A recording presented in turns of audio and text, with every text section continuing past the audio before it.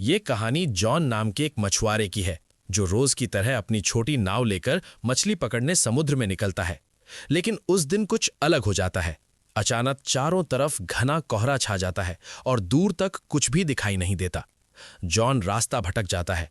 इधर उधर भटकते हुए उसे समुद्र के बीच एक सुनसान जहाज दिखाई देता है। जिज्ञासावश वो अपनी नाव को उस जहाज से बांध देता है और अंदर जाकर देखने का फैसला करता है। जैसे ही वो जहाज के अंदर जाता है उसे ऐसा महसूस होता है जैसे वो किसी और ही दुनिया में आ गया हो। पूरा जहाज खाली था, न कोई इंसान न कोई आवाज, बस एक डरावनी और रहस्यमयी खामोशी। जहाज के अंदर सब कुछ सामान्य लग रहा था। खाना ताज़ा था, कपड़े अलमारी में रखे थे और हर जगह इंसानों के रहने के निशान थे, लेकिन वहां कोई भी मौजूद नहीं था। जॉन ने जहाज चलाने की कोशिश की, लेकिन इंजन खराब था। समुद्र के बीच इतना बड़ा जहाज यूं ही खाली पड़ा देख वो हैरान रह गया। वो दूरबीन से चारों ओर देखने लगा, शायद कोई आसपास हो, लेकिन घने कोहरे ने सब कुछ ढक रखा था। निराश होकर वो कंट्रोल रूम में लौटा और रेडियो चालू किया। मदद मांगने के इरादे से उसने संदेश भेजा, ये जहाज समुद्र में फंसा हुआ है, अगर कोई सुन रहा है तो जवाब दे। संदेश भेजने के बाद वो अपनी छोटी नाव पर लौटना चाहता था, लेकिन बाहर निकलते ही उसे बड़ा झटका लगा। उसकी नाव वहां नहीं थी, जबकि उसने उसे ठीक से बांधा था। तभी अचानक कोहरा छट गया और आसमान बिल्कुल साफ हो गया। अब दोपहर हो चुकी थी। जॉन को कुछ भी समझ नहीं आ रहा था।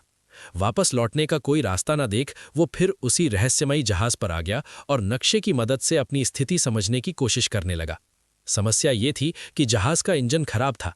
अगर उसे जिंदा रहना था तो इंजन ठीक करना ही होगा। पूरे जहाज में खोजने के बाद उसे एक टूल बॉक्स मिला। काफी मेहनत के बाद उसने किसी तरह इंजन ठीक कर लिया।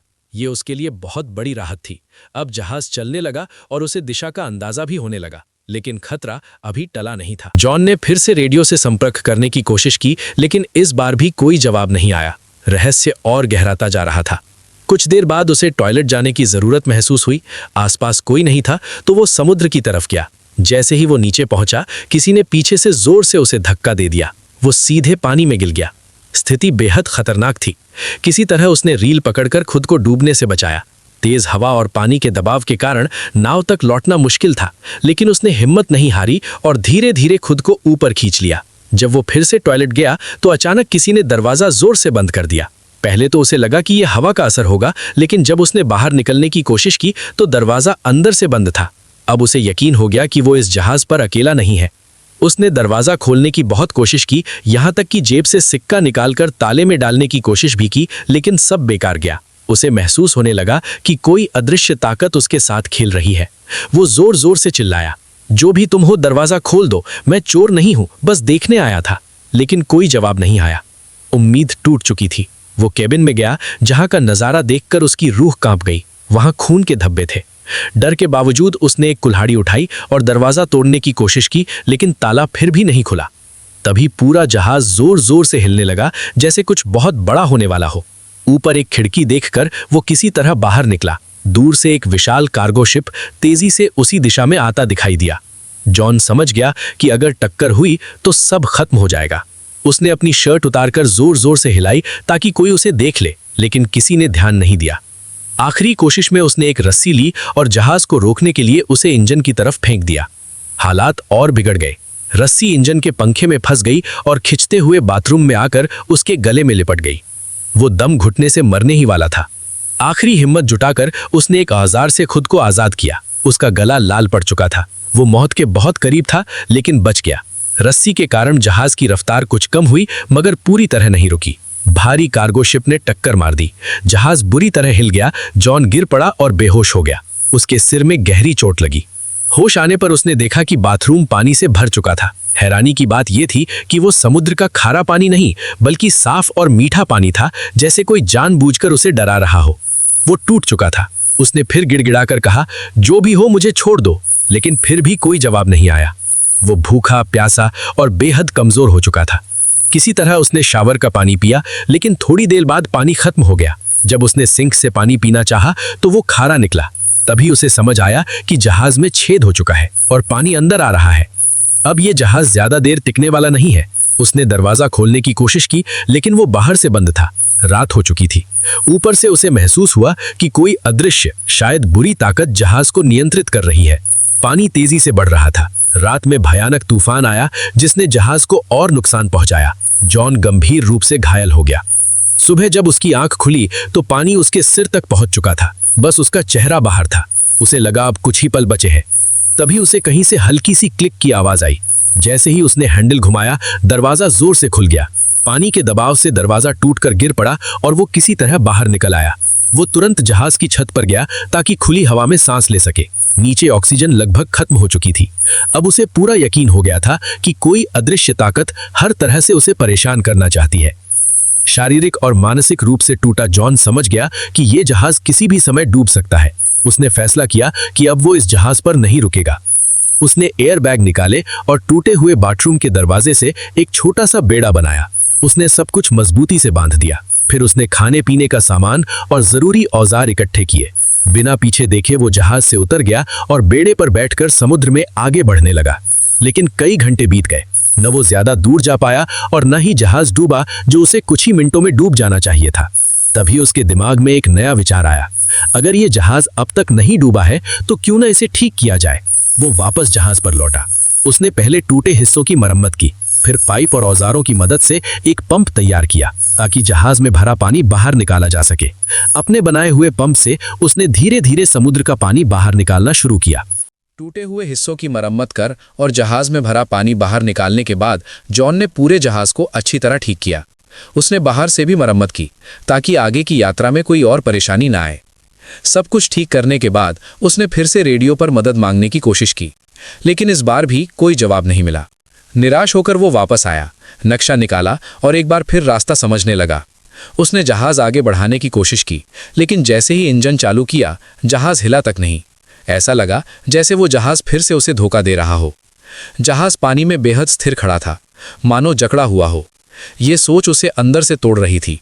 वो पूरी तरह थक चुका था और उसकी सारी उम्मीदें टूटने लगी थी। तभी उसने दूर से एक और जहाज आता देखा। अब उसके पास सिर्फ एक ही रास्ता था, अपने छोटे से बेड़े से उस जहाज तक पहुंचना। वो तुरंत बेड़े पर चढ़ा और तेजी से उस जहाज की ओर बढ़ने लगा। लेकिन अचानक वो जहाज खुद ही चलने लगा और जॉन की तरफ तेजी से आने लगा, जैसे किसी ने जानबूझकर उसे उसी ओर भेज दिया हो। जॉन ने अपनी रफ्तार बढ़ाई, लेकिन वो विशाल जहाज उससे भी तेज चलता गया। टक्कर से ठीक पहले जॉन ने आखिरी कोशिश की। उसने बेड़े से कूदकर तैरते हुए उस दूसरे जहाज तक पहुंचने का फैसला किया, जो अब दूर जाता दिखाई दे रहा था। लेकिन जब तक वो वहां पहुंचा, वो जहाज गायब हो चुका था। तभी उसे समझ आया कि इस रहस्यमयी जहाज पर कोई दुष्ट शक्ति है जो उसे कहीं भी जाने नहीं दे रही। उसने ठान लिया कि चाहे उसकी जान चली जाए, वो इस जहाज पर वापस नहीं लौटेगा। लेकिन शाम होते होते समुद्र का पानी बेहद ठंडा हो गया। नीचे डॉल्फिन तैर रही थी, मगर पानी का तापमान बहुत गिर चुका था। ठंड सहन ना कर पाने के कारण वो मजबूरी में उसी जहाज पर वापस लौट आया। वो इतना थपा और बीमार था कि कुछ सोच भी नहीं पा रहा था। पीने की ताकत तक उसमें नहीं बची थी। वो चुपचाप कमरे में गया, कंबल ओढ़ा और सो गया। सुबह उठते ही उसने फिर से जहाज छोड़ने का फैसला किया, लेकिन तभी उसे एक और झटका लगा। कमरे का दरवाजा बंद था। ये देखकर वो डर गया और धीरे धीरे मानसिक रूप से टूटने लगा। उसे समझ नहीं आ रहा था कि उसके साथ ये सब क्यों हो रहा है। तभी उसकी नज़र कमरे में बने एक छोटे से केबिन पर पड़ी। जैसे ही उसने उसे खोला, उसे ऊपर जाने का रास्ता दिखाई दिया। वो एक वेंटिलेशन था जिससे बाहर निकला जा सकता था। वो उस केबिन में घुसा, जो एक तंग स्टोरेज एरिया था। हर बार जब वो ऊपर चढ़ने की कोशिश करता, वो फिसलकर नीचे गिर जाता। बार बार गिरने से उसे कई चोटें आईं, लेकिन उसने हार नहीं मानी। आखिरकार वो ऊपर पहुंचा और उस वेंट की खिड़की खोलने की कोशिश की, लेकिन खिड़की नहीं खुली। ऐसा लग रहा था जैसे उसे जानबूझकर सील कर दिया गया हो। वहां ऑक्सीजन भी तेजी से खत्म हो रही थी। सांस लेना मुश्किल होता जा रहा था। नीचे का दरवाजा भी बंद था। वो वापस कमरे में भी नहीं जा सकता था। उसे लगा कि यही उसका आखिरी मौका है। तभी उसने फिर वही हल्की क्लिक की आवाज सुनी। क्लिक की आवाज के साथ ही केबिन की खिड़की खुल गई। जॉन ने एक पल भी न गवाए बिना बाहर छलांग लगा दी। ताजी हवा ने उसे थोड़ी राहत दी। बाहर आकर उसने देखा कि जहाज एक छोटे से द्वीप की ओर बढ़ रहा था। ये देखकर उसके मन में उम्मीद जगी कि शायद अब वो इस डरावने जहाज से हमेशा के लिए मुक्त हो जाएगा। जैसे ही जहाज किनारे पहुंचा, वो तुरंत उतर गया। उसे लगा कि इस द्वीप पर कोई ऐसा है जो इन सबका जिम्मेदार है। गुस्से में उसने एक डंडा उठाया और पूरे द्वीप में खोज करने लगा। लेकिन थोड़ी ही देर में वो हैरान रह गया। पूरे द्वीप पर किसी इंसान का नामो निशान नहीं था। अब जॉन फिर से डर और गुस्से से भर गया। जब वो द्वीप से बाहर आया तो उसके सामने एक अजीब दृश्य था। वही रहस्यमयी जहाज जो उसे यहां लाया था अब शांत समुद्र में आगे बढ़ रहा था, जैसे किसी और शिकार की तलाश में हो। ये देखकर जॉन को पूरा यकीन हो गया कि वो जहाज और ये द्वीप किसी दुष्ट शक्ति के नियंत्रण में है। अब उसे किसी भी हाल में यहां से निकलना था। उसकी जिंदगी अभी बाकी थी। वो द्वीप के सबसे ऊंचे हिस्से तक पहुंचा।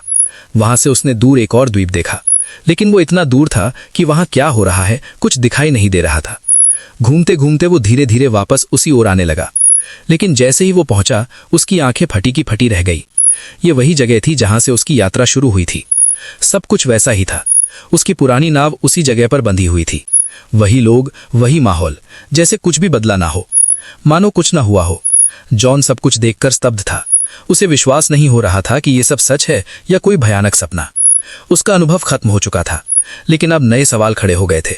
उसकी नाव फिर से वहां कैसे पहुंच गई, और इस द्वीप का असली सच क्या था? जब वो द्वीप के पीछे पहुंचा तो वो फिर से सन्न रह गया। वही जगह, वही जहाज, वही लोग, जैसे कुछ भी नहीं बदला हो। उसे समझ नहीं आ रहा था कि ये हकीकत है या कोई डरावना सपना, लेकिन जो कुछ उसने झेला था वो बिल्कुल सच था।